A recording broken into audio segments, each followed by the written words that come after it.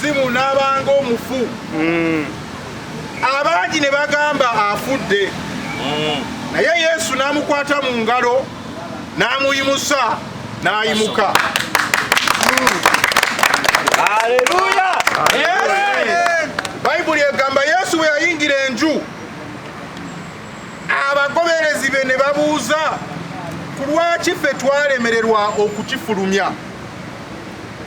Yesu n'abaddamu nti zino tezifuluma okujjako nga musabye. Tuzze olwaleero wano okusabira mukama waffe chairman wa pate yaffe omukulembeze w'eggwanga ajje asobole okuzuukuka ayambe eggwanga. Bingi ebitutuuseeko ng'eggwanga. Olwaleero tufunye amawulire ag'ekitalo amabi ennyo agagudde Kasese ng'omuntu gwe tuliramu essuubi okutereeza eggwanga mu bya security, omuntu atukwatidde ng'eggwanga emyaka gino gyonna era amanyi obitereeza mulwadde. Tuvuddeyo ng'abavubuka ba NRM abatono ennyo lwakuba twali tujja wano ku State House nga security tulaba kyajakanya, tugamba katujjeyo abatono tujje tusabe ng'abavubuka ba NRM, tusabire omukulembeze w'eggwanga era tuweeyo okusaba kwaffe Katonda atuwulirize. Era essaawa eno ngenda tusaba. We come before you bringing the head of the country, fighting the country.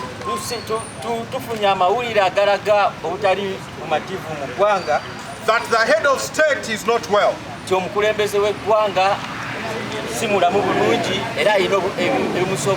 has been tested 3 times by experts and it has been found he is still positive.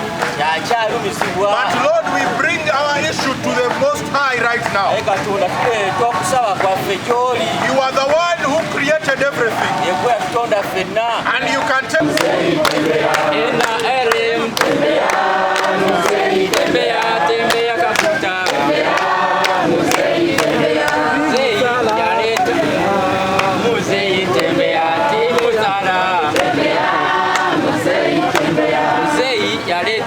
ekintu kye bayita East African Federation sijja kubaano nga soogeddemu ku lulimi Oluswahili. Nachukua fursa hii kumshukuru kiongozi wetu Yoweri, kuna sapoti yako 100%. Na watu chini mjini wanakupenda sana. Tunaomba Mwenyezi Mungu akupe shifa, urudi uendeleze nchi Uganda. Timu Sara oye? Oye! Timu Sara juu? Juu! Thank you very much. I want to take this moment to also talk in the other language. Even at the time when he was too weak towards this mighty country, Uganda. There are few leaders that can show themselves and commit themselves beyond self, more so when situations worsen in terms of sickness. But I want to say, His Excellency Yoweri Kaguta Museveni loves this country. He has a lot of patriotism for this country, and that's why we also embraced the same. We pray to the Almighty Lord to grant you success, to grant you immediate response and good response towards the sickness. And I'm sure with the commitment and zeal, President Yoweri Kaguta Museveni, you're going to be very fine shortly, and we shall lead this country towards the progress. And our legacy will remain as usual. For God and my country, Mzee Oye! Musara Ju! Musara Ju! What you to get down? Esala. I request you to lead us in a prayer as we enter our program. Konda wafumulungi tukwebaza nnyo ku lunaku lwa leero yawano okusabira omukama waffe Pulezidenti Yoweri Kaguta Museveni okulaba nti osukka mangu ojje otabale eggwanga lyo lye watandika kati nga bwe lituuse nga likwetaaga likyakwetaaga nnyo. Tukusabira leero lunaku lwa leero kulaba nti ozze buto okufuga eggwanga lyaffe Uganda okusinga n'olulala lw'ovuddeyo ng'ofuga. Tukwagaliza emirembe mirungi, twagala Katonda waffe omulungi omutuleetere afuge eggwanga lino mpaka w'olikowera. Ebyo byonna tubisabye okuva mu linnya lya Yesu Kristo Mukama waffe. Amiina. Timutara oye! Timutara Ju! Timutara Ju! Kila house oye! Thank you very much. Twala kakisaka nokubebaza. For now, we are going to depart at leisure. Tujja kuddayo ku kitebe olw'embeera y'obudde naye tujja sigala tukwatagana mu mbeera eyo. Mukama abeere naffe. Banaye abalina mbaaka. Praise be to the Almighty Lord, the most gracious, the most merciful, the sustainer of this universe, the one that has given us health, the one that has given us the blessings, very many of them that we don't know. I want to take this opportunity to first of all thank him for keeping His Excellency, the President of this country, alive. I want to thank him for giving us life, all members of Team Zara and Ugandans at large. In a special way, I want to thank His Excellency. I was informing people in Uganda that there are very few leaders in this country and beyond this country who can serve beyond self. It is only His Excellency, the President of this country, that can serve beyond self. Why? We all realized the President was very sick, even at the time when he was addressing the nation. But he made it a point that he had to address us, not until he completed. He later went on and requested the public, because he knows he's a servant of all people. He went ahead and requested us to have a very short break for his own dear life so that he can get better and serve this country in Uganda. It is upon that background that I must appreciate His Excellency Yoweri Kaguta Museveni for being very much exemplary, because there was no need of him informing the public about him going out of office shortly.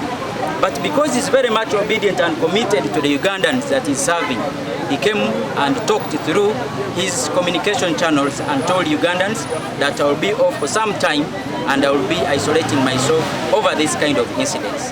That commitment is all enough. All NRM leaders should embrace the same. It is service delivery. Even when you're going to keep off for 1 minute out of office, it is our obligation to come and tell those that we serve that I will be out shortly, so that they are comfortable at the time when they are waiting for your services. His Excellency Yoweri Kaguta Museveni, Team Zara YKM, is very much committed to even support you at all times. It is not until you come through your official communication channels and tell us that now, watcha, it is enough. That is when we shall stop.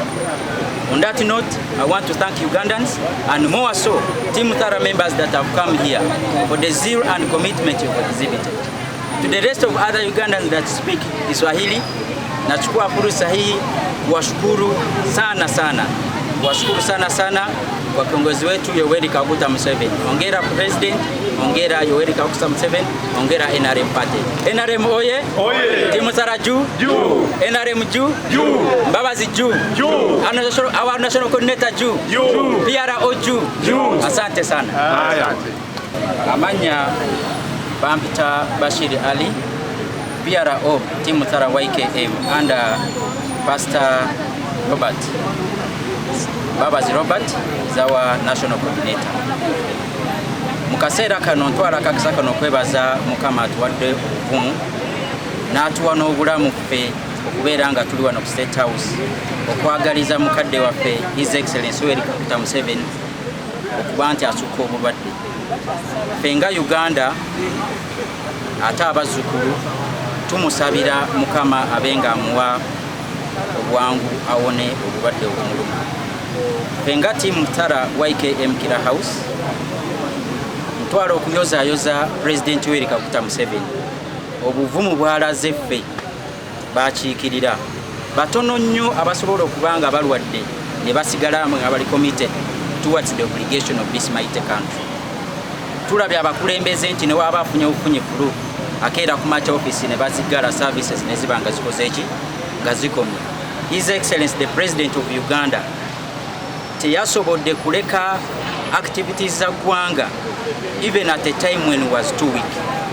Era nga tiimu Tara Kira House ye commitment gye tulaze okusituka ku kitebe kyaffe ku Kira House ne tujja wano okumuyozaayoza in the first place okuba omuvumu okutwala eggwanga lino maaso even at a time when he's too weak. Tutwala akadde kano okumusabira nga Pastor Hakiza wamusabidde Mukama abenga amwonya obulwadde obumuluma. Si COVID yekka ne weaknesses endala zetamanyi naye zatamanyi tusaba Mukama abeerenga amusuusa ate nga is very much protected for our country Uganda.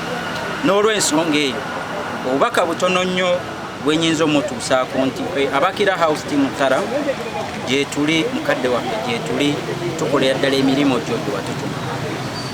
Tetugenda kujja mu kamera nga tukola nemanyi akaseera konna koba ofunye nga katonotono oyinza okulaba activities zaffe entono ezo zetukola mu community. Ntwala akakisa kano okwebaza in the first place okutuwa platform for executing activities zaffe kuba teri gye tulaze wonna nga tebatuwe welcoming nga security agencies zirina abakulembeze ab'enjawulo balina ebitongole eby'enjawulo birina ate nawe President waffe His Excellency Yoweri Kaguta Museveni ne Mama Janet Kataha Museveni mwenna muli naffe. Tukusaba ofuneyo akaseera akatono ennyo tukuwe brief yaffe oba tukusinkanye biki bye tuyiseemu ripooti zaffe of activities physically tuzikuwe era tukuwe n'ebitonotono ebitusoomooza ebiriwo ate nga si bingi nnyo. Kyemmanyi gwe ng'omuzadde ebiseera byonna obadde obigonjoola naye bebigambo ebyo nja kusaba interview y'Oluganda mbeere nga ngikomyawo oba nzire ku lulimi olulala Abannayuganda lwe bawulira obulungi.